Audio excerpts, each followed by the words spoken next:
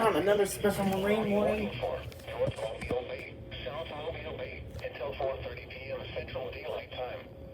At 3:46 p.m. Central Daylight Time, a gust front was located along a line extending from 6 nautical miles east of Battleship Park to near Point Clear to Bonsequer Bay, moving west at 15 knots. Hazard, wind gusts 34 knots or greater. Source, radar. Impact, small craft could be damaged in briefly higher winds and suddenly higher waves. Locations impacted include Gare Island, Dog River Bridge, East Fowl River Bridge, Bonsequer Bay, Middle Bay Light, mouth of Mobile River, Battleship Park, Alabama Port, and southeastern Pinto Island. Move to safe harbor immediately as gusty winds and high waves are expected. Repeating, a special marine warning has been issued until 4:30 p.m. Central Daylight Time for the following marine locations: North Mobile Bay and South Mobile Bay.